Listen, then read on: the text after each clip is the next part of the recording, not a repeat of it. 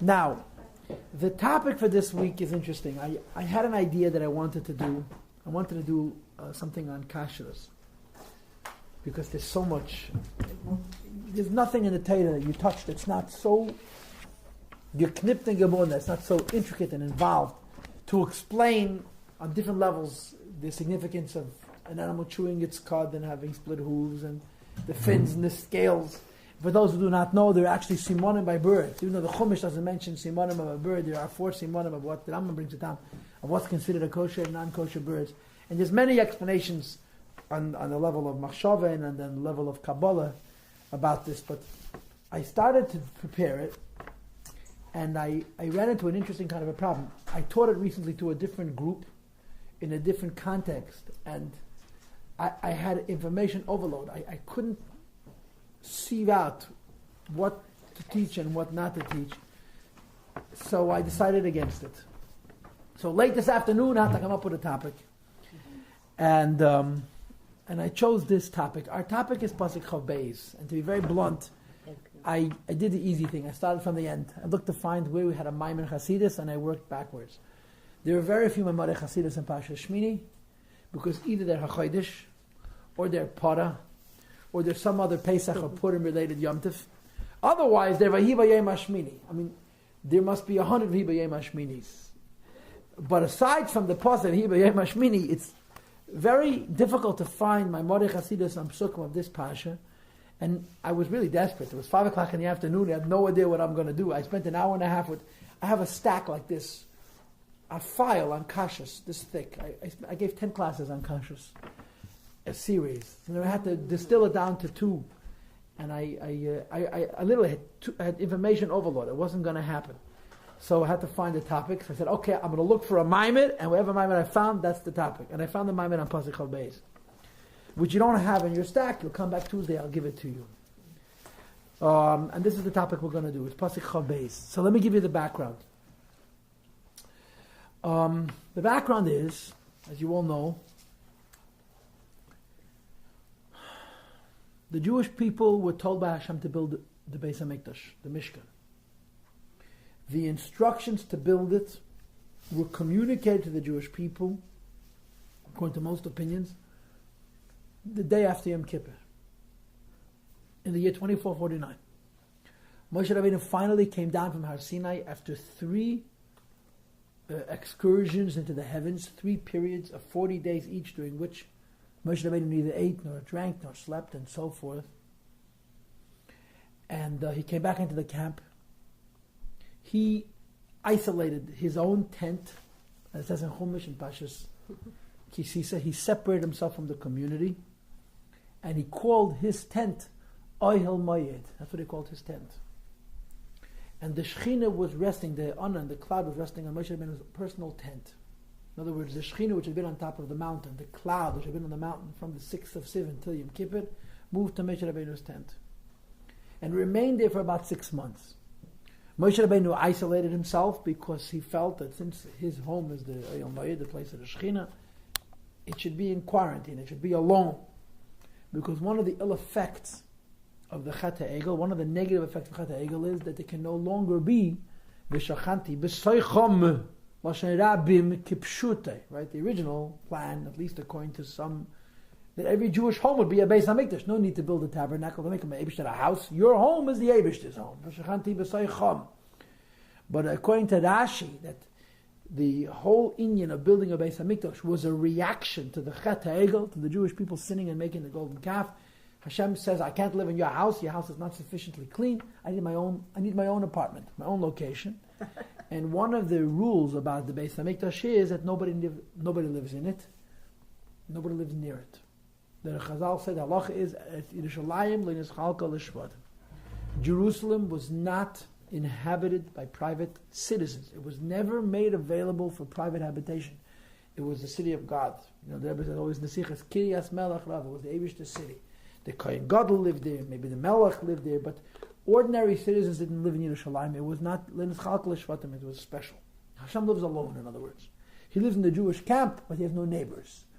In the times that the Yidden were in the Midbar, the Mishkan was in the center, The nearest dwelling was a Tchum Shabbos way. It was 2,000 amas, a mil, a kilometer distant, approximately, from the Beis HaMikdash, because Hashem lives by himself. He lives in the Jewish camp, but he lives by himself. So on the day after Yom Kippur, Moshe Rabbeinu's home became Oyhel Mayid, and he quarantined, he isolated himself, and he remained that way till the Beis HaMikdash was erected about 6 months later. And he gave instructions. Right? The first instructions were, Zeh HaDavar, you have to keep Shabbos. I think we spoke about it, but I forgot already. No, we didn't speak about it. I thought about speaking about it. We spoke about the Kiyad. The first instruction is to keep Shabbos. And the second instruction is, you have to make the Eibishter a home. And the Jewish people scrabbled, and in 2 days, they delivered all the necessary material, all the necessary components of the Beis HaMikdash. The gold, and the silver, and the copper, and the wool, and the linen, and you name it. And the animal, the goat skins, and everything. And as an Rashi, the Nesiim were left out in the cold. They had these big checkbooks. They were going to write these big, huge checks to cover the balance that the Jewish people, of course, in their stinginess would not provide. And the Nesiim were left with nothing to bring because an announcement was made was, please don't bring any more. We have no use for it. And the Nesiim were left with nothing to bring. The Eibush did them a favor. They were able to bring a couple of gifts, as the story is known. The Mishkan was completed in, how much is it? 75 days. 75? 75 days. Chanukah, Chavhei, Kislev, the Mishkan was all done. 75 days. Everything was done in 75 days. There were the Mishkan, the artisans, there were the experts, the qualified people who Hashem inspired. One of the things that the Mefarshim would say, how do you expect the people who were slaves to do any kind of fine work? The Beis HaMikdash was not fine work. It was extraordinary work. It was so intricate and so... It was really, really, really the best. The design, it wasn't done haphazard. It wasn't done b'diavad. It was absolutely perfect in every detail. With all kinds of intricate ironworks and woodworks and the weaving and the... It was done... With the artistry, the expertise that was invested was mamish heavily. So the Mefarshim say that Parsha was Ruach HaKodesh. The Eibishter gave human beings who grew up in slavery inspiration to have all of these talents and gifts without any education, without any background, without any seeing it by their father and their grandfather. One of the Mefarshim says, and I forgot which, did Yishayim say it? I would propose to you that there may be techniques that are employed in different fields of creative design that came from B'tzalel Pashat. The Eibush that inspired him were teaching him how to work with metals and how to work with wood and how to work with the different skins and the wool and the linen and so forth. There's no way they could have known it. They had no education. They made bricks. That's what they did. They made bricks. They were slaves. There's the equivalent of picking cotton. That's what they did. They were uneducated. And this is just a year later. And the Eibush says, make me this intricate house made from all these beautiful materials and so forth. And they put it together in 75 days. At the end of those 75 days, they bring the whole situation to Moshe Rabbeinu. Let's get the show on the road. Let's get the ball rolling. And Moshe Rabbeinu says, the Eibush said, not yet. So the Mishkan went into storage. Exactly where they kept it, I don't know. I guess they kept it in the cloud where they all lived. At the end of Adar, Moshe says, okay, let's put it up. And when it came time to put it up, a strange thing occurred. Nobody could lift it. They built it. They put it together. They hewed the wood and they gilded it and they did all the work. And now it was like heavy as stone, as I don't know what, as gravity itself. They couldn't move it. And the Eibush said to Moshe Rabbeinu, the reason I've done this is that you should participate. Moshe Rabbeinu was not allowed to participate in the Mishkan. He couldn't pay for it, and he couldn't participate in the artisanship. He was not allowed to participate at all. He wasn't involved in the Egel Azov. He couldn't participate in the Mishkan. So Hashem says, you'll put it together. So Moshe says, how am I going to do that by myself? I mean, all these tough guys can't lift it. How am I going to do it? The Eibush says, don't worry. You just put a finger and the rest will happen. The boards were 17 feet tall, 16 feet tall, 10 amas. Huge. Big, heavy. There were logs. And Moshe would just put a finger and they would stand up and he put the Mishkan together. I don't think Moshe Rabbeinu did that every time. He did it the first time. After that, it became the Levium's job. But the initial erection of the Mishkan was Moshe Rabbeinu's chus, Moshe Rabbeinu's merit. So Moshe Rabbeinu put the Mishkan together. And then for a week, as I told you last week, they took it apart and put it back together. Every day, took it apart and put it back together. There are Mepharshim who say that they actually took it apart and put it back together 3 times each day. They put it up in the morning, they did the morning services, they took it apart, they put it back together, they did the Miluim services, which I'll explain momentarily. They took it apart, they put it back together, they did the Talmud Shabbat Nabayim, took it apart again. What was the point of it? To indicate that it was not permanent. This was just practice, this was rehearsal, this was called chinuch, initiation.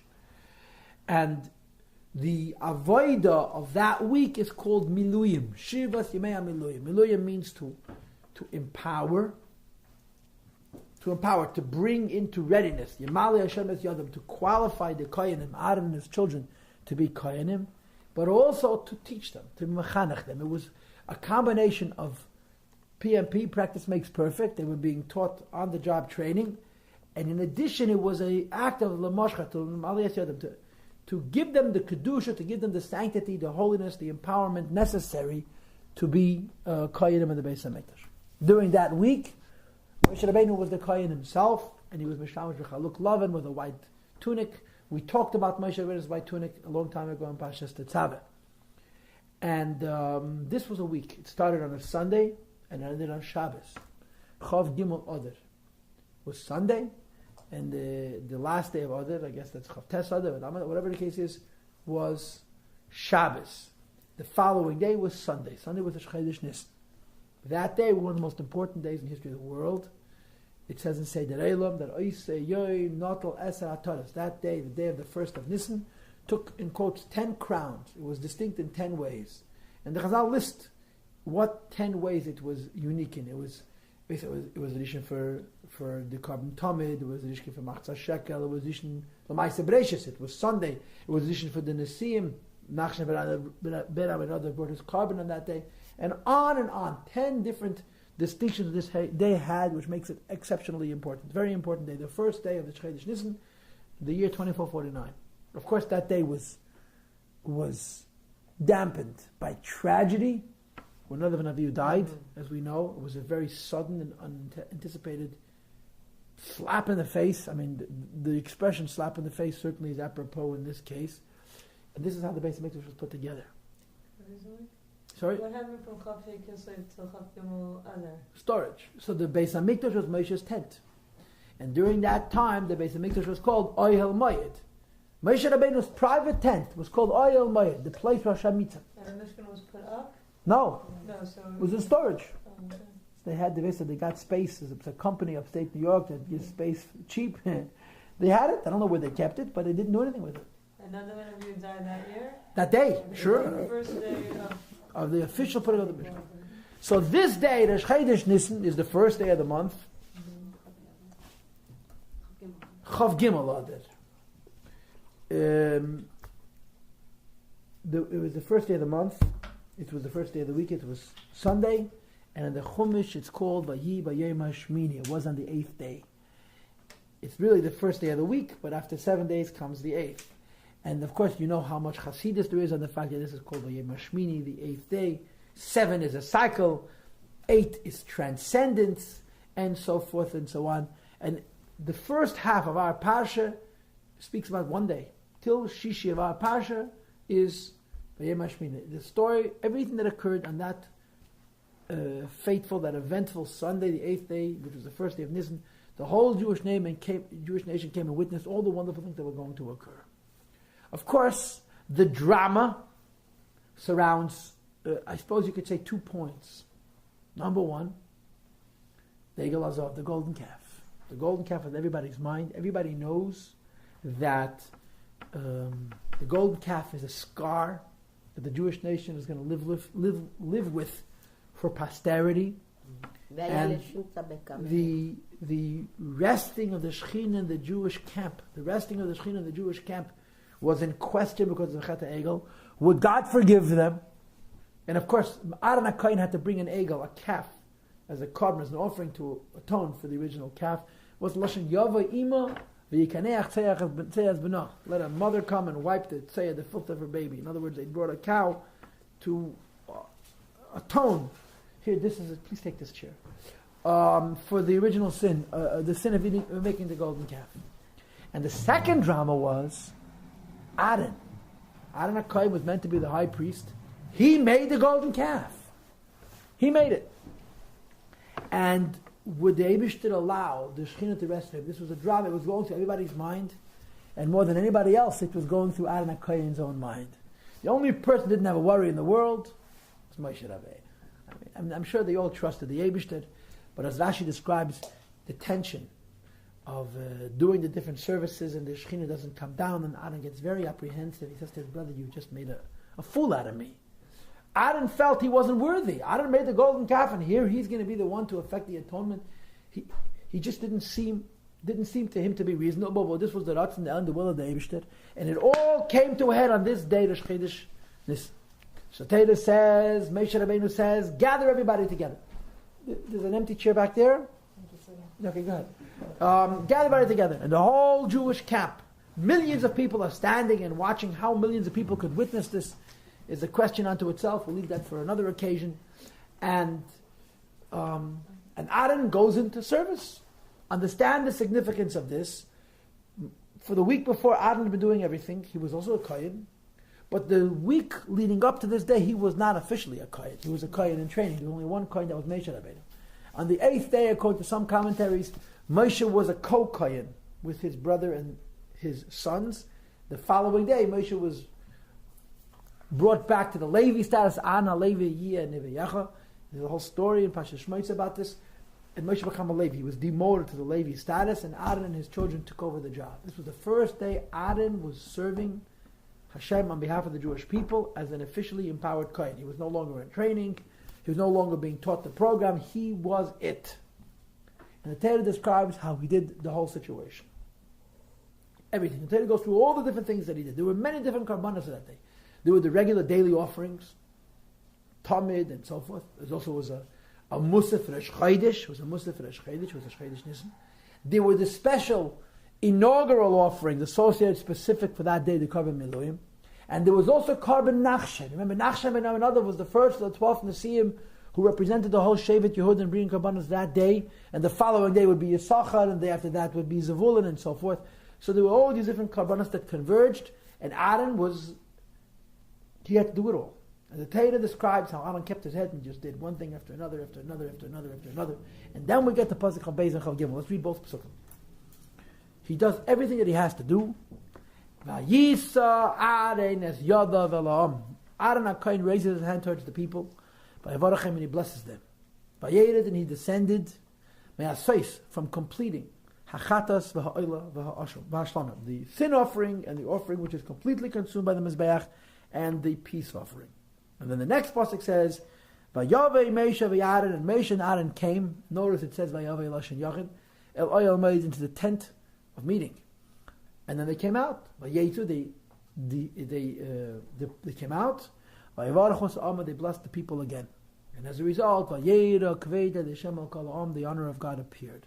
And Pasuk Chavdal it says, Vateitzi Eish Mifnei Hashem, a fire descended from before God. Vatechal Ala Mizbeach, and it consumed what was on top of the Mizbeach. Page 3. Es ha'oilav, es ha'chalavim, the offering which is completely consumed, and the fat of the other offering. Vayar Kol Ha'am, the whole people saw Vayareinu, and they praised God, they sang. Vayiplu Apneim, and they prostrated themselves. So Rashi tells us that one of the things that transpired here, that so to speak, between the lines, is Aaron's apprehension. He does it all, and nothing happens. And he says to his brother, you made for me a grand fool. You gathered millions of people together to witness what? That I'm going to do a service, which is supposed to affect the descent, the manifestation of the Shekhinah, and look what happened. So they went inside, and Moshe Rabbeinu davened together with Aaron HaKohen, and then the Shekhinah manifested. And Aaron was vindicated. This was the sign that the Eibishter forgave the Jewish nation for Chet HaEgel, and specifically the Eibishter forgave Aaron HaKohen for his participation in the Chet HaEgel. This is the story. Wow. Now, Chav Gimel and Chav Dal we're not doing today. Maybe next year. We're doing only Chav Beis. Because you'll notice, and I'm going to read the Psukim again, that there are two blessings in succession. Right? I'll read the Psukim one more time. Vayisa Aaron es Yadav Ala'am. Aaron raises his hand over to the people. Vayavarachem, and he blesses them.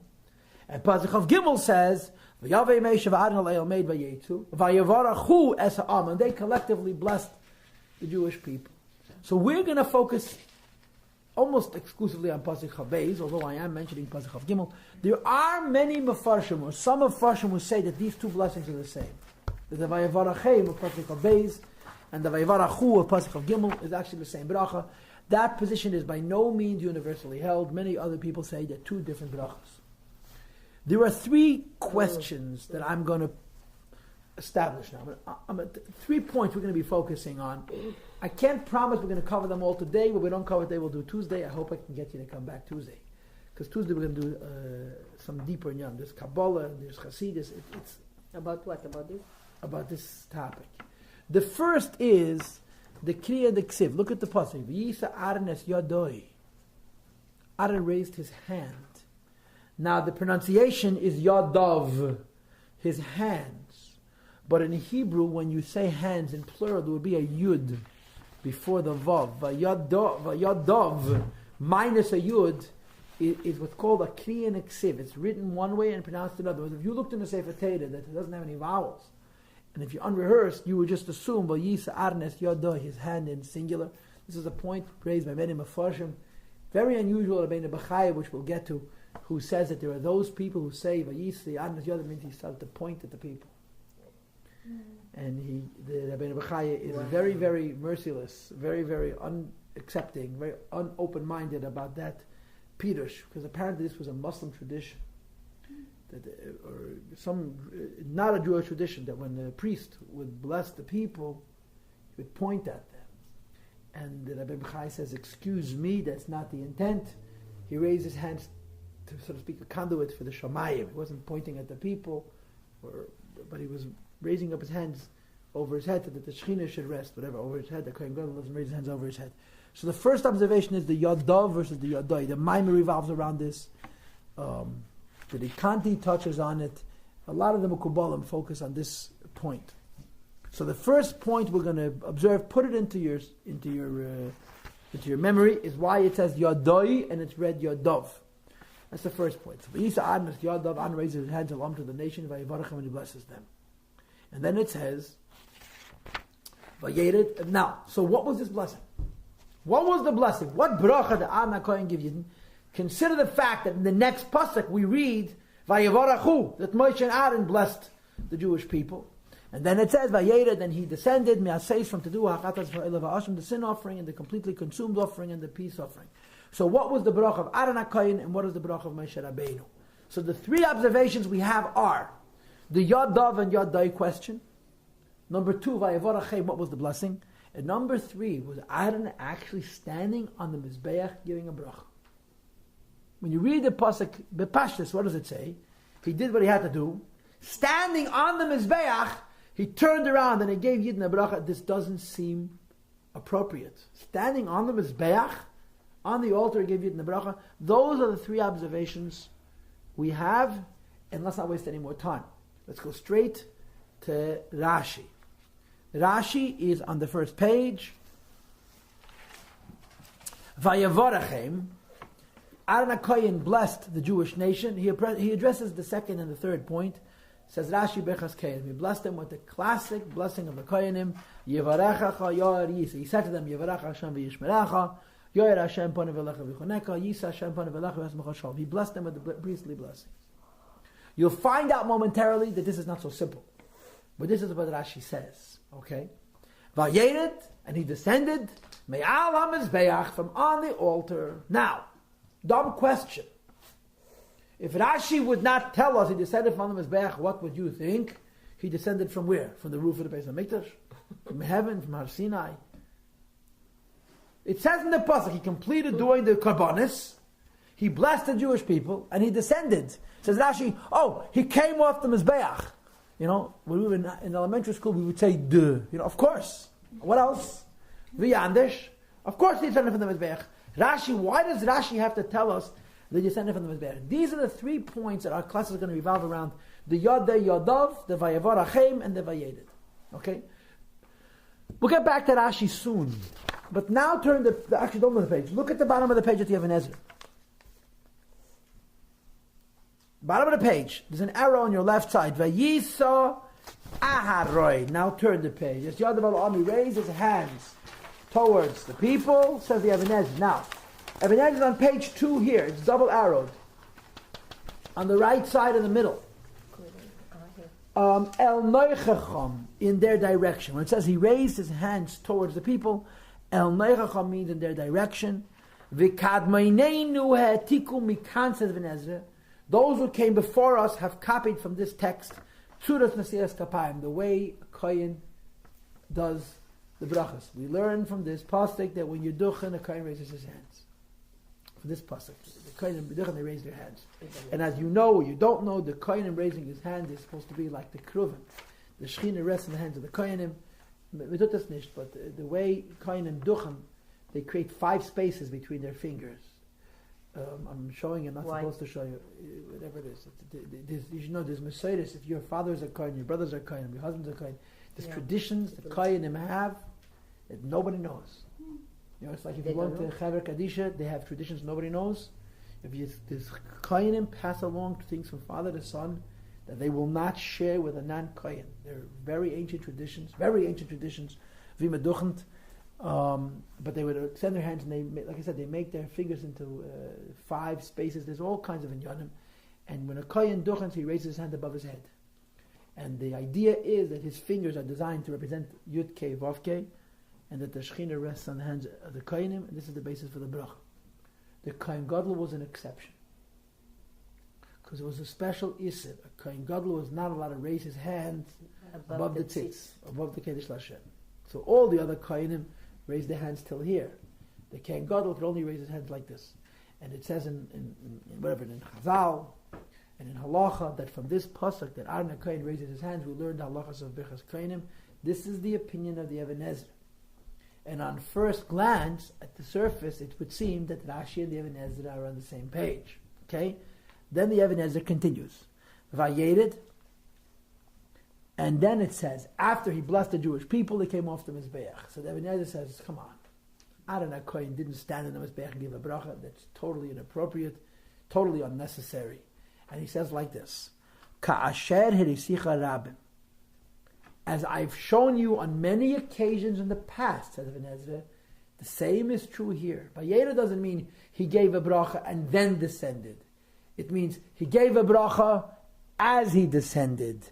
Ukvar yorad, after he descended, me'aseis chatas ha'om ve'elosam va'ashlamim, after descending from bringing the various karbanis, he gave them the bracha. Okay? So, if you were reading the pasuk again, if you can look back on page 1 quickly, it says, Vayisa Aaron es yadav alam, he raised them to the people, Vayevarchem, and when did he bless him? When Vayered, after he descended, after completing Ma'aseh Zachatat v'ashlam. So the Even Ezra squarely disagrees with Rashi. In Rashi, it seems indicated that he gave him the bracha on the Mizbech. Even Ezra said that's foolish, and there's medrashim to support every position. Don't you worry. I'm not going to read the medrashim with you, but I'll just let you know what pages it is. The medrashim are page 10 and 9 is the 9 is the Yalkut Shemini and 10 is the Yalkut Medrash Agadol. You have all the medrashim of the Chazal for this pasuk, but Evidence says there's no way in the world Moshe Rabbeinu gave him the bracha. Aaron HaKohen gave him the bracha on the Mizbeach. It wouldn't make any sense. He came off the Mizbeach and then he gave them the bracha. This is the Even Ezra. Okay. The next is the Ramban. Now, any person who's been to these classes knows that me and the Ramban are good friends. And there's one particular Ramban that I obsess over. And that Ramban will come up again now. And that is the Ramban's insistence that the Torah is written in order. The Torah is chronological. Unless we have absolutely no choice. As I've explained to you on many occasions, Ein Mukdam u'Mu'uchar ba'Torah is a Gemara. That the Torah does not follow a chronological pattern as an explicit Gemara. Ramban cannot disagree with that Gemara. He simply minimizes it to the extreme. You never invoke the rule of the Torah being non-chronological unless you have absolutely no choice. Rashi is extremely liberal in invoking in Mukta. There's so many cases. I once gave my boys a class. I hope one day I'll get on the internet, where I went through the whole Sefer Shmos according to the Ramban and Rashi. It's 2 different stories completely. According to Rashi, Shmos has to be cut and pasted and moved around like this.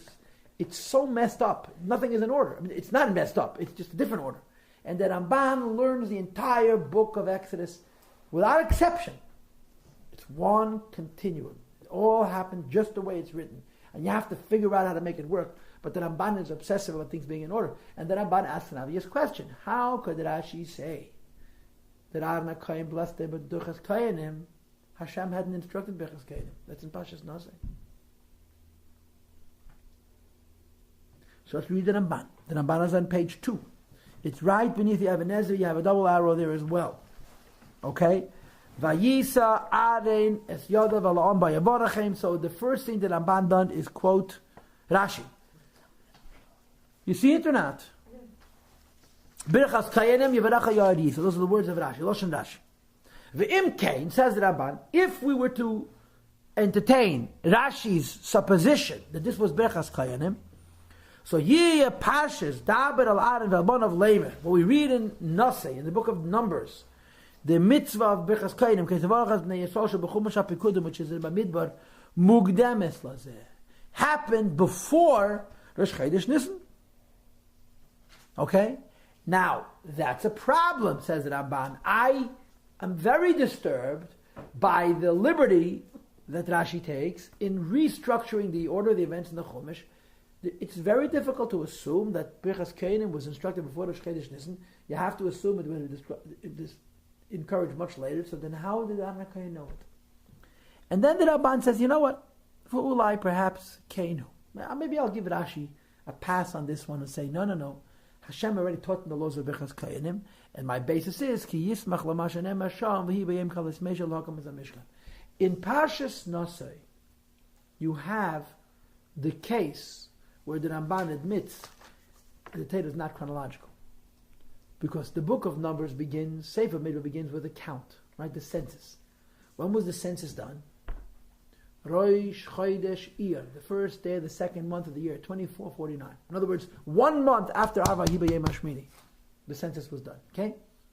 Then in the middle of Nosei it says, and on the day they finished building the Mishkan, which is the Chodesh Nisan L'Kulam. This is one of the few cases where the Ramban is forced to admit, okay, I'll agree that this is non-chronological. The psukim immediately before Vahi B'Yem Kalas Meisha are Birchas Kohanim. So the Ramban says, listen, I have to admit that Vahi B'Yem Kalas Meisha is non-chronological. We can squeeze Birchas Kohanim into that too and say that the chronology goes until that point and not included the Birchas Kohanim, and I'll be able to accept Rashi's opinion that Moshe Rabbeinu already instructed Aharon HaKohen about how to duchen, and the pasuk here is telling us that Aharon HaKohen duchen. Okay? Now, I want to skip a little. Go to the second line from the bottom of the page. Okay? The Ramban still. V'adayin yeshli leimer. I could add further. Shekach Omer. This is how you would interpret this story. That Bracha zu sheberach Aharon es ha'am. No. I'm wrong. No. I made a mistake. The last 2 words, not the last 2 lines. Oi. You see at the end of the page. Oi or shehem. That's right. Oi shehem. Or that they, meaning Rashi and others, Svurim, hold. Now turn to page 3. The Ramban is on the upper right. Shekantsiva oisei v'nesiyas kapayim liyim. Here they were commanded to doing duchening for that one day. Ulahal nitna bracha zu leyu laban v'deres. And in Parshas Nasa they were given the instructions for all generations. In other words, there's a possibility to say, based on another Rashi, that Moshe taught Aharon how to duchen in our Parsha. What about the fact that in Parshas Nasa he's teaching him how to duchen again? Here he's teaching him how to duchen for today. And in Parshas Nasa he says, oh, by the way, what I taught you for that one day is forever. You should always duchen, bless the Jewish people this way. This is how the Ramban is resolving Rashi. He's struggling with this idea that Rashi insists that Moshe Aharon HaKohen gave Yidden Birchas Kohanim before Hashem told it, before Moshe told it to Aharon HaKohen, and he helps Rashi in part. But the Ramban himself is not satisfied with that. The Ramban says there's no way in the world this is Birchas Kohanim. It wasn't taught. The Ramban goes back to his insistence that the Torah is in order. And Birchas Kohanim is not described till Parshas Nosei. And when Aaron gets up on the Mizbeach and he blesses the Jewish people, there's no way in the world he's duchening. He doesn't know the words. So we go back to the Ramban and it says V'yitachin leimar. 5 lines from the bottom of the page. You have a vertical line and 2 horizontal lines. Page 2. V'yitachin leimar, we can explain Ki Aaron Perish Kapaf Hashamayim. He raises his hand heavenward. And he blesses the Jewish people just like Shlomo Melech did. In the Tanakh, King Solomon stood in front of the altar of God. Raised his hand heavenward. And it says there, he stood up, he blessed all the Jewish people, with a very loud voice, as follows. And the Pasuk says what Shlomo Melech said. And it wasn't Bechas Kainim. It was a bracha. Shlomo Melech gave a bracha. So, perhaps, says the Ramban, it's my opinion that Aaron HaKohen gets up on the Mizbeach, or off the Mizbeach, it's another dispute, and he blesses Klal Yisrael for whatever, and it's not at all Bechas Kehanim. It's some other bracha, he gives him a bracha, that the Eibusha should bless them in whatever way. This is the Ramban's opinion, and again, I tell you, the Ramban's opinion is based on the Ramban's insistence that the Torah is written in a chronological order, and since the Torah is written in a chronological order, we have to assume that this could not be Bechas Kehanim. Okay? That's all. This is the Ramban. And what about Moshe's bracha? In the following pasuk, Yeah. Rashi tells us what the bracha is. V'hi noyim Hashem alakeinu, aleinu masi yadeinu keinu, aleinu masi yadeinu keineneu. On page 2, you have the Rashi. Look at the Rashi. Vayetzu, page 2. Vayetzu vayvarach vasam amru v'hinayim Hashem alakeinu aleinu. Yiratzin shetish shechem masi yadechem. That's all. Moshe Rabbeinu's bracha we know for sure was that Bechas Kainim. And by the way, there are those who want to propose that it was, because Moshe had a din of a kaya that one day, but that's not Rashi's opinion. But the bracha of Pasuk Chav Beis, not the bracha of Pasuk Chav Gimel. Rashi says it was Bechas Kainim, the Rebbe seems to agree. Then Ramban says, how could he say Bechas Kainim? Hashem didn't teach it yet. But then at the end looks like he reconciles it. Sorry? Then at the end of it he kind of reconciles He it. explains Rashi in 2 different ways. Okay. Let's keep reading, okay? Ulefichach lehisker hakosef. 4 lines. I'm reading the Ramban. This is why the Torah does not mention Shetziva Oisei Moshe Lasses Kain, that Moshe commanded him to do so, because he hadn't taught it to him yet. And then it says, it says in Teras Kainim as follows. Vayevarchem says Teras Kainim zu bracha stuma sh'iyat yoida. Aaron gets up on the Mizbeach and he gives the Jewish people a blessing, says the Teras Kainim, that means the Vayikra, that means the Safra, the Medrash and Vayikra. No one knows what this bracha is. It's a secret. Okay? However, Chazar HaKosov U'Pirish Lahalam. Later on the Torah specifies Yivarecha D'Shem V'Yishmerecha, Yoyra D'Shem Panavelecha V'Chunecha, Yisa D'Shem Panavelecha V'Goymer, says the Medrash, so we know in retrospect, we know in hindsight this was the bracha. So the Medrash, the Safra, the Teras Kainim, says, Aaron gives a bracha, no one knows what the blessing is, but then the Mechilta says, the Safra says, we get to Bamidbar. We find that this was the bracha. Now when you read this Teras Kainim, you come with what impression? That Aaron came up with the bracha and the Eibishter approved it. Ah, that's beautiful. There was Aaron's idea. Aaron gave the Jewish people a bracha, and it's satum. It's sealed. We don't know what the bracha is, because Hashem hasn't told him to give a bracha yet. In Parsha Shmini, the Eibishter tells Aaron HaKohen how to bless the Jewish people, and it's the same bracha that Aaron volunteered, so to speak, on his own, as if Kvayochel Eskima Kadosh Baruch Hu L'Daite. You could say Pshat in the Mechilta that it was in fact a mystery. Aaron gave Yidden a bracha without divine command, and then later on the Eibishter approves and supports and sanctions the bracha Aaron HaKohen gave. Okay? This is the Ramban. Now, the next thing we're going to do, which is quite out of character for us, because we usually go in order, is look at the Sichas, which begins on page 5. I usually leave the Sicha for the end. This is a Rashi Sicha. And Rashi is going to say exactly what I just told you. The Rebbe said exactly what I told you. It's a long Sicha. It's a very involved Sicha. I just want to advise you that the opposite of page 39 is page 46. I was trying to save paper. So the end, if you can't find the end of the Sicha, it's because I pasted it against the front. It's from Chelik Chof Beis. Okay, it's a Rashi Sicha. And the Rebbe asks all the questions we've been entertaining, and we're not going to read the questions because we're sitting here long enough. I just want to show you little bits and pieces of the answer. There's a lot of nice stuff over here. Some of it we're going to get to soon in the Balaturim and in the Shachar Atera. But I just want to show you page 7. Yeah, page 7, Sif Hey. And the Rebbe says more or less what I just proposed to you as Pratanam Teres Kain. In other words, I'm not such a big genius. Aaron gave a bracha. Nobody told him to give the bracha. It was his own bracha. And the bracha was Yivarecha Yar Yisrael. Later on, the Eibishter says, when you bless Jews, bless them Yivarecha Yar Yisrael, as though the Eibishter is sanctioning, is approving Aaron's chosen bracha. But when Aaron gave the bracha, he gave the bracha on his own accord. Der Bir b'chol zeh. The explanation is as follows. Das was Rashi is mefarish. Rashi interprets. Page 7. By which part? There's an arrow. Thank you. Nicht Yiddish. Nicht Yiddish. Nicht fucking zweite gedacht.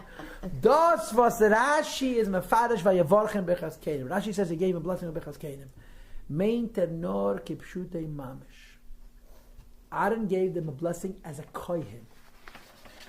Nit bekam seine mitzvah from bechas kenim. He wasn't giving them blessing as duchening. You know that a kohen has a mitzvah to duchen? What does a kohen say when he duchens? Asher kidishanu b'kedusha shel Aaron. None of us are kohenim, so we don't make the bracha.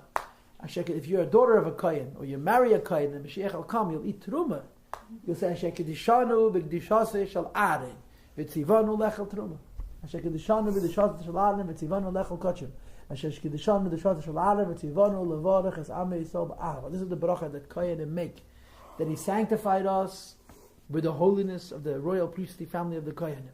And he commanded us to bless the Jewish people. It's a mitzvah and a Kohen to bless Jews. You know, a Kohen is in shul doing duchening, and he doesn't duchen, he's a Eved and an Eser.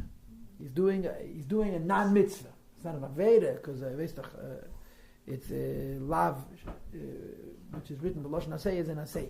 He's Mavatal and Asay. A Kohen has to duchen. It's a mitzvah for a Kohen to bless Jews. Aaron a Kohen was not fulfilling a mitzvah. He was blessing them from his heart. He was giving them a priestly blessing, but not the priestly blessing, which is a mitzvah. He was giving them a bracha like a person to people. That's what it was. Okay? Nit mekayim zayin a mitzvah bechas keinim, nor, as, next paragraph, Aaron circled. Ve'echa had gewollt benchen yidden besiyim avidase, who wanted to bless the Jewish people as he finished his service. Kiddelakaman, as I'm going to explain later, says the Rebbe. Hat ois gekliben mei atzmai, selected on his own accord to benchen Yidden mit die Psukim von Bechas Kainim, to bless the Jewish people with the passages of Bechas Kainim, weil der Teuchen von Bechas Kainim, because the blessings of Bechas Kainim is bepashtus matim, is very simply in concert to die Sachen mit welcher Aaron dann gewollt benchen Yidden. It was completely consistent to what Aaron was blessing them with. The Rebbe doesn't want to say outright that he created the words. He made up the words of Bracha. You know, maybe he knew them somehow, maybe he was divinely inspired, whatever the case was. But you could read into these words that Aaron chose to bless the Yidden with these brachas because this was his bracha. And then later on it became a mitzvah from the Eibishter to bless this way. That's a little bit pushing it, as it were, but not a lot. Just pushing it a little. In other words, you're not allowed to really decide. If the Rebbe wanted to say what I'm saying, he would say so. The Rebbe doesn't say it, nor does the Teres Kehanim say it. It's implicit that Aaron gave the bracha on his own, and then later it became the mitzvah. But it's not explicitly stated that Hashem said to Moshe, your brother gave a bracha this morning. I like it. Let's stick to it. You know, it wasn't like that. It's not so explicit. I'm sorry, somebody said something on the left. Isn't the origin of this bracha Yaakov Avinu? Like, didn't he... Maybe, but I'm not familiar with that. The bracha Yisimcha L'kim K'Efraim Echem Nasha. He didn't say your bracha? Not as far as I know. I mean, listen to me. I by no means supposed to know everything. There may be a medrash, there's a fact, but I never heard that. It's news to me. So far, did the Rebbe add anything to what we already learned from the Ramban? No. Oh, The Rebbe, wait. Sure he did, of course. But I read the Ramban with the knowledge of the Rebbe Sicha. If I hadn't learned the Rebbe Sicha, I wouldn't have been so... yeah. The way you read the Ramban is the Sicha. But the chap of the Rebbe was that this bracha was not duchening. It was Birchas Koyanim, but it wasn't duchening. It was Aaron's own bracha. Skip the parenthesis. Top of page 43, second column, paragraph. Mit was hat Aaron gewollt benchen Yidden demmelt? What was his intent in giving Yidden a bracha? It was bepashtus. Right? They built the Beis HaMikdash. The purpose of building the Beis HaMikdash was that the Shekhinah should rest. Correct?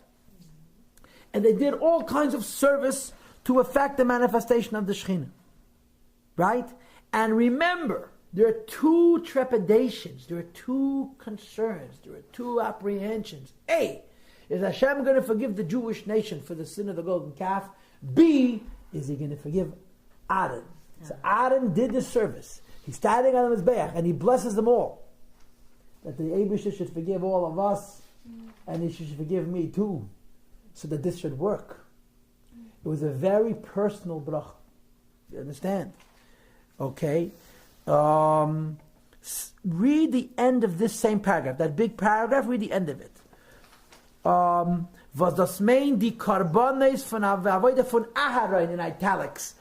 This resting of the Shekhinah required Aaron's personal involvement. Val eres kedai v'chashav, he is appropriate and worthy. Shayidei karbanai sov v'avedos, say through his sacrifice and his worship. Tisha Shekhinah behem, the Shekhinah should rest. V'tei d'shar makam bacha b'yid, Eibusha should choose him. Und der Mit ist verstandig. We now understand. For was Aaron hat gebencht Yidden b'seim of nothing. Aaron finishes his service and he's giving them a very specific bracha. The bracha of the reflection of his and their trepidation, his and their apprehension, his and their worry. By seeing from I don't want to read the Moshe part. The Rebbe says that you have to separate Moshe's bracha from Aaron's bracha. Moshe is going to give him a bracha the very next pasuk. The very next pasuk Moshe gives him a bracha. But Moshe's bracha is for the big scheme. You know, everything that was all done, this whole big deal. Aaron is giving him a very narrow bracha. I bless all of you that God should forgive me. And that's the difference between pasuk Chav Beis and pasuk Chav Gimel. Chav Gimel is Moshe's bracha. Moshe was not involved in the Aveda of the golden calf. He knew the Eibusha was forgiving Jewish people. Aaron had the apprehension because he was involved. Chav Beis is Aaron's bracha as it's connected to the Egel HaZahav and his hope that Hashem would forgive him and therefore manifest the Shekhinah to the Jewish nation through his efforts. Chav Gimel is Moshe Rabbeinu's but it's plural. bracha. Huh? Yeah, plural, by Barachun. Chav Gimel, fine. But Chav Beis is singular. Yeah. Turn to page 8. Turn to page 8. Let me just turn one page.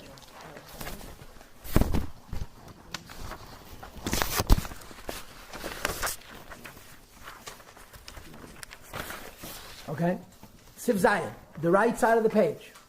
Der Tam Favos, the reason why. It was necessary to have the specific service of Aaron HaKohen.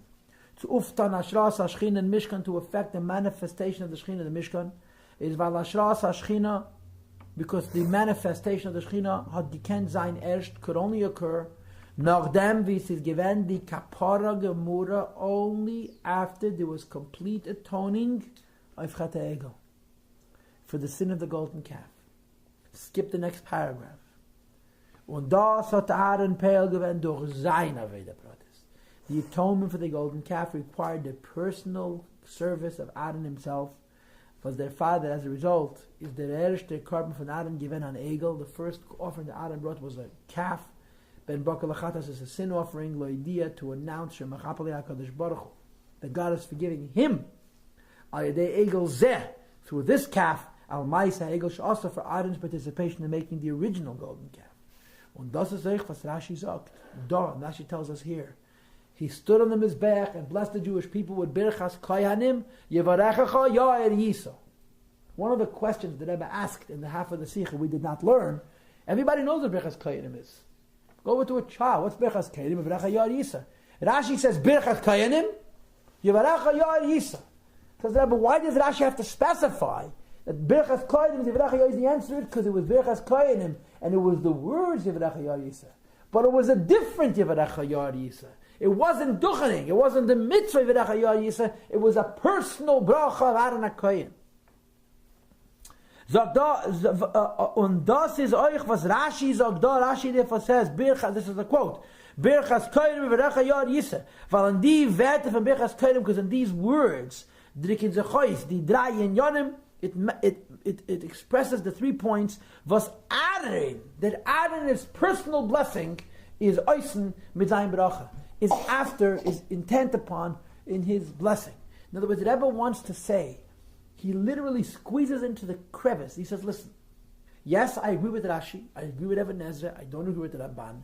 I agree that Aaron HaKohen gave them the standard bracha, V'rach Hashem v'yishmerecha, Yor Hashem panav elecha v'chanecha, Yisrael Hashem panav elecha, but I don't agree that it was duchenim. It was the same words, a different neshama. So he's agreeing with the Ramban that he had not yet been instructed on duchenim. And yet, it's the same word. It was Aaron's words. And the Rebbe explains why. Aleph, Yevarechacha. Aaron HaKohen blesses the Jewish people. Yevarechacha. Der Oibishter soll dir benchen. God Almighty should bless you.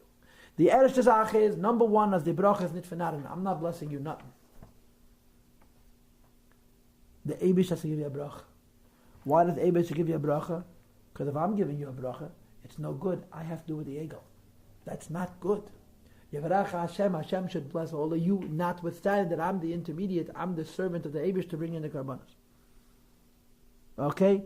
And look at the words I circled. The Eibush ter alein zol benchen yidden. Hashem himself should bless the Jewish people so that the golden calves negative shouldn't offset the effort. Base, next paragraph. Yo'er translates the Rebbe as a zol zayin hashras hashchina. Yo'er means Hashem should radiate his face, means the Shechina should come down. The face of the countenance from above should manifest. So Yivaracha means Hashem should bless you, that in spite of me, the Shechina should come down. That's how we read it. Yo'er means the Shechina should rest. Gimel, please. Gimel. Yisa, that Eibush, there's Ozaina, Nesei, Oven. Yisa, Hashem should carry all of our sins and should forgive us for all of our sins, including the sin of the golden calf. So Aaron is saying the same words, but it's not the same blessing. He's not blessing them by the words of God. These are his own personal words. And again, you could go out on a limb and say, at the Eibush says, we're going to stick with those words. But that's going out on a limb. The Pashtus is, Rashi is saying he used the same words, but they were Aaron's words. They were not the Eibush's words. That's so perfect. That is so wonderfully creative. It's a chiddush nifla. It's, to come up with this chiddush, you have to have a very open mind. He's using the same words, but it's a different thing. What do you mean? A different idea. This is not Hashem commanding him to ducha. This is Aaron on his own initiative, using the words that would turn out to be the words of duchanim. Okay? Yeah. And now we go to the next page.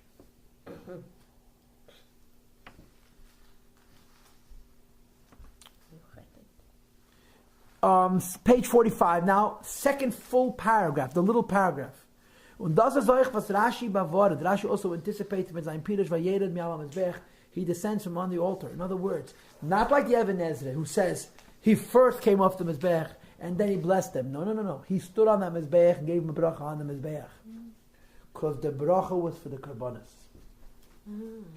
Rashi says vayered. The Even Ezra says he's already come off the mizbech when he gave the bracha. Because the Even Ezra is assuming this is the standard brachas kenim. Says Rashi, no, vayered, he descends after the bracha, because this bracha was the culmination of the karbanos themselves. Let's read it.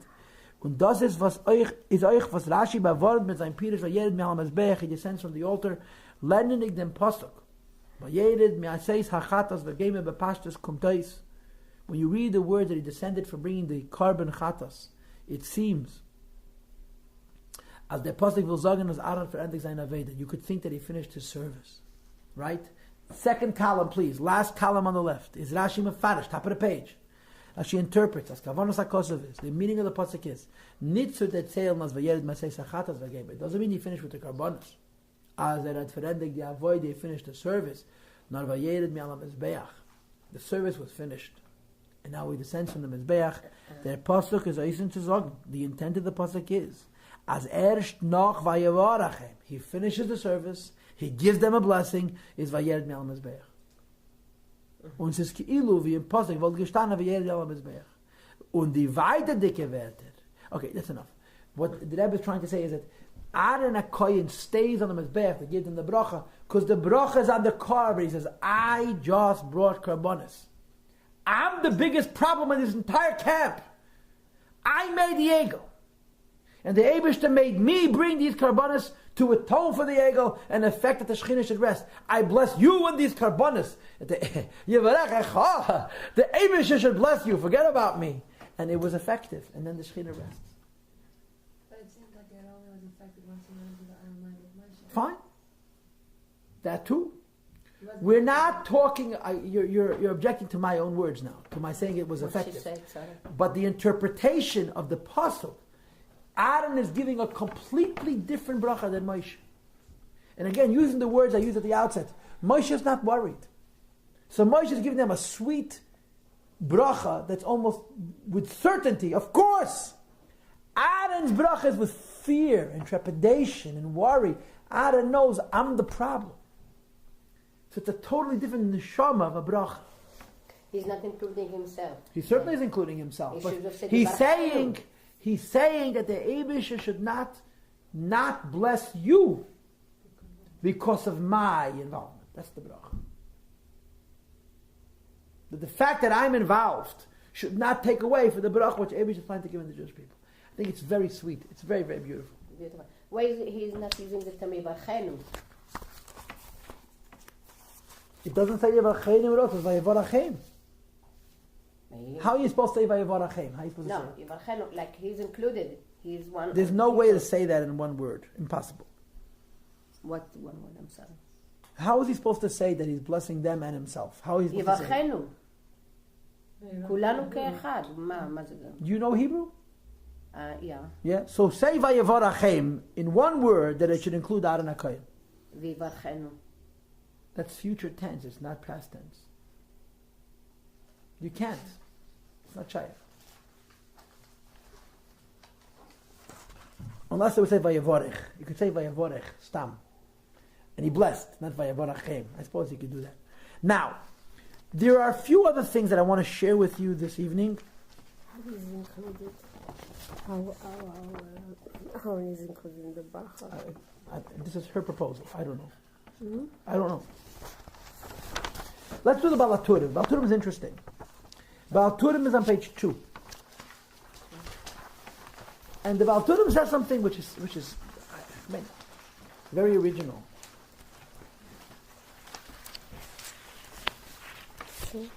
Page 2. At the top of the page, right beneath the Yenis Menaviyah, there's an arrow. Second line from the top. Vayisa Aaron es Yodav. Aaron raises his hands. Now remember that the pasuk says Yodai Lashon Yochid. It says Ram to the Baal HaTurim, Zacha, Ve'matneis, Kahuna. What's the problem? No, maybe here. No? Page 2. Okay. Yishpo. Zacha, Be'matneis, Kahuna. Aaron's raising his hand was a symbolic acquisition of the blessings, the gifts of the Kohen. He raises his hand as an act of kinyan, of zchus, of acquiring.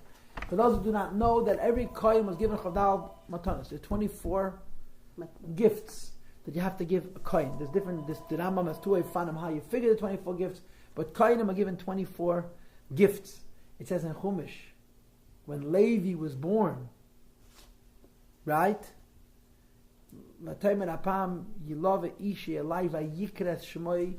Levi. All of the Shvatim were named by their mothers. By Levi it says Vayikras Shmoi Levi. So there's a different, one of the opinions that the Eibishter gave him the name Levi. Another thing that actually says is that Eibishter came when Levi was born, and he gave him Chavdalat Matnes Kuhun. As soon as Levi was born, the Eibishter gave him the 24 matanas that every priest gets. There's Chavdalat Matnes Kuhun. There's 24 gifts that the Eibishter gives Kohanim. And of course, this corresponds to the Chavdalat Kishute Kala. A Kala has 24 adornments, 24 pieces of jewelry. Please don't attack your chassan and your fathers and your fathers-in-law. But the B'teira, there's Chavdal Kishut Kala. There's 24 decorations, adornments, pieces of jewelry. The difference is in those days they got 24 adornments, but you didn't get to keep it. They passed it on to the next Kala. So, you see in the Yemenite traditions how Kalas are dressed up. They don't wear that after the wedding. That's just for the chasana. Chavdalad Kishut Kala Zeh Shteit, and this of course correspondent to the Chavdalad Svarim of the Tanakh. Something Katya Tim Shizayach. We have 24 books of Tanakh. All these Chavdalads coincide. So the Tur says that Aaron HaKohen raises his hands and he was symbolically taking the matanis, which are pashat gelt, panasa, brachas, all kinds of material things that Klal Yisrael has to give the kohenim. This was the official act of zechiyah. I find it very interesting. I'm not a rabbi, I'm not a halachic authority, but what's the legal power of raising your hands? I mean, to make a kinyan, you have to have an act. And raising your hand, unless you're raising up a sudr, tenuf, but what? To air? What was he raising? Where? Sorry. Wait, what was the idea of shrinfa with the karbanis? He raised an animal. And it's So it's lifting it up to the Eibishter. Right. But he's raising empty hands. Exactly what's the effect of that? If you would raise a sudr, raise a kerchief like you do when you're a kala and a chosin, that would make sense. It's an act of kinyan. The matanot he was raising. No, he wasn't. He was raising his hands. His hands. His hands were empty. We'll leave that for the rabbis. Next, Vayevarachem. And he gave him a bracha, and the Tur says, the Rebbe quoted the Tur, by the way, I skipped that piece of the Sikha. It's Midrashim say this as well. Gimel brachas. There were 3 blessings. What are the 3 blessings? Yivarechacha Hashem v'yishmerecha, Yoer Hashem parev v'lecha v'chunecha, Yisa Hashem parev v'lecha v'chashon. But he adds an interesting interpretation. He says like this. Kineged Gimel mini karbanos. There were 3 types of offerings. And each one of the 3 corresponds to one carbon. Yivarechacha is for chatas, Yoed is for oila, and Yisa is for shlamim, which of course explains the words of the pasuk. What did the pasuk say? Vayevarachem vayered me'aseis hachatos v'ha'oila v'hashlamim. The brachas are connected to the 3 karbanos, and here's how. Echad kineged chatos, yivarech Hashem v'yishmerecha. Why? What does the word v'yishmerecha mean? V'yishmerecha min hachet. The need to be guarded means you have a connection to sin, need to be guarded. For those who care and are interested and have access, there's a website called InsideChasidus.org. I am distantly related to that website. If you'll go there, I have Parsha classes. Parshas Naseh. I think last year, or 2 years ago, I did a 3-part series on Duchening, on Bechas Kedem. It's very interesting and very, very involved. And over there we talked about how the 3 brachas are 3 levels. The first bracha, you have to be guarded. Second bracha does not need to be guarded. The third bracha is even higher than that. It's like 3 qualitative levels. It's one of those cases in the Torah where all the Mefarshim, beginning with Rashi and then Al-Bag and all the philosophers and all the mystics, say exactly the same pshat. The interpretation of the Duchening is uniform. Everybody follows the same design. It's quite remarkable. But V'yishmerecha means you have to be guarded. If you have to be guarded, it means that you're vulnerable. That's chatas. Chatas means you can sin accidentally, Yebusha should protect you. Number 2, Yoer is kineged oila. To enlightenment corresponds to Kavnela Shanem, as the Pasuk says, Ba'alaischa. Turn to page 4 now, please.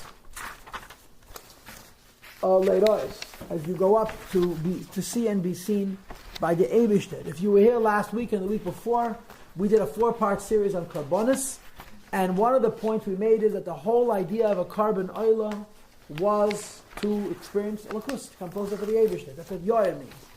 And Yisad Hashem Panav Elacha V'Yasem Lecha Shalom, page 4, is Shlomim. That's all. So the Tur says, and I think it's a medrash also, and he's not the only one who says it, that the 3 brachas, Yivarecha Yor Yisa, are 3 brachas that correspond to the 3 karbanos. A sin offering, you have to be guarded. Oil is enlightenment, and the peace offering is the greatest thing of all. Why the greatest thing of all? Because it's Tevla Shamayim and Tevla Brias. It's not just holy in the heavens.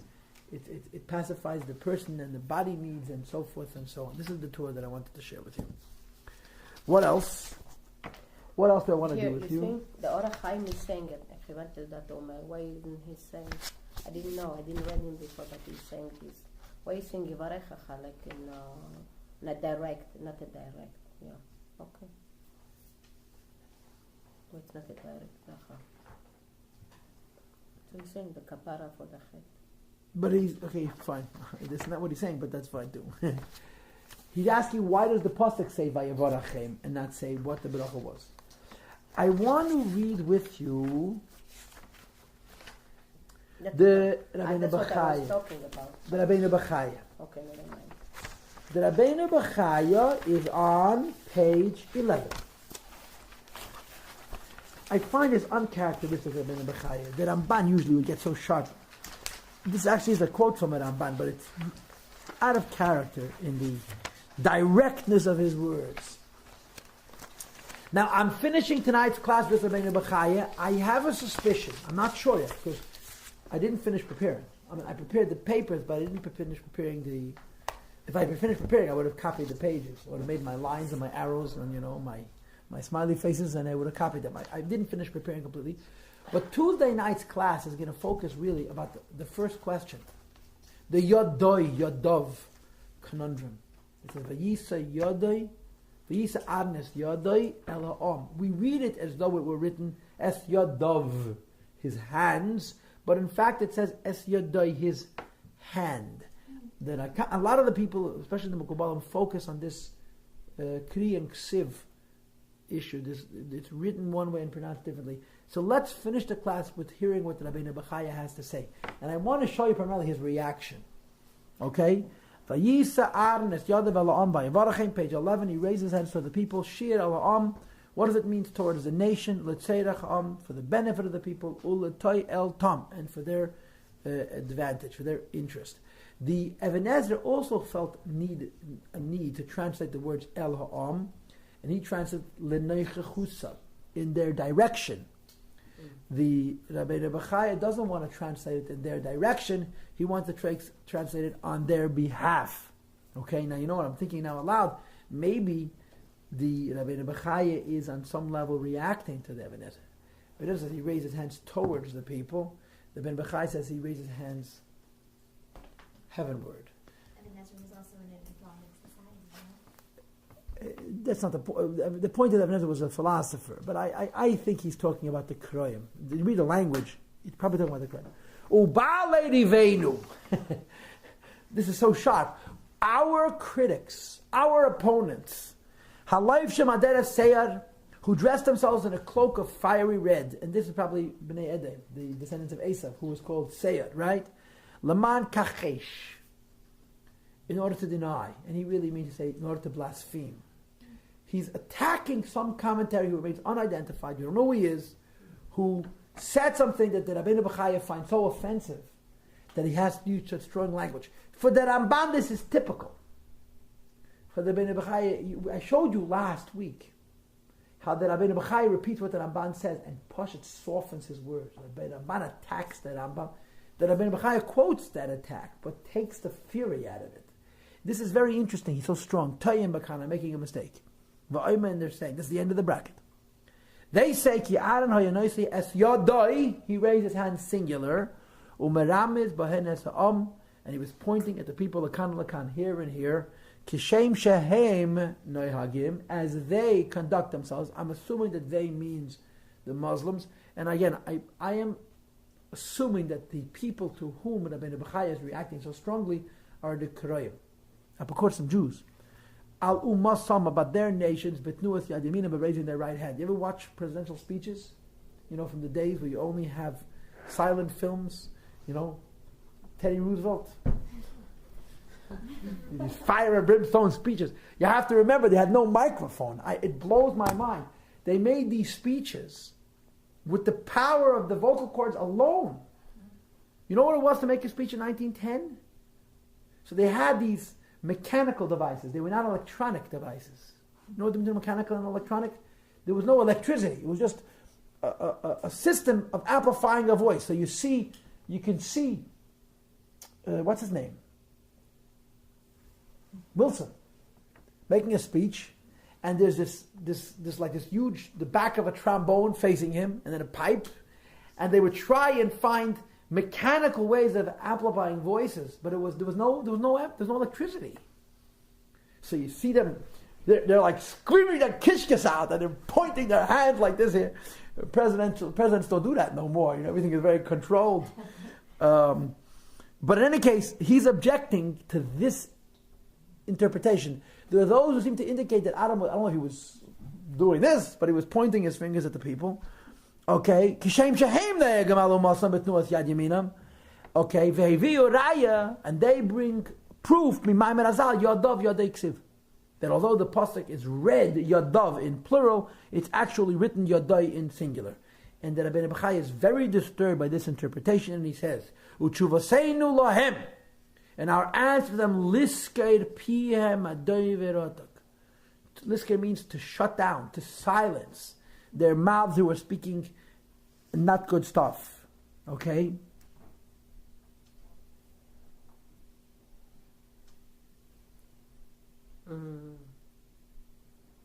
Ki yadav kri. We read it as if it says yadav plural. Ushtei hayadayim hoyameidim. Raise both hands. Read it hanasam betela. I don't know why he's Their complaint is nullified with nuas yad achas in saying that he raised only one hand, hu hayamim, which is the right hand, because in fact he raised both hands. Now, if you knew culture and history, you'd know why he's upset. It probably had to do with Avodah Zarah. Someone was trying to correlate, it says in the Torah, with some practice of the Middle Ages of some sort. Now, Masha Omer Azal Yodai Ksiv, fact of the matter is, it does say Yodai Lashon Yachid, even though we pronounce it Yodav, it does say Yodai. You're right.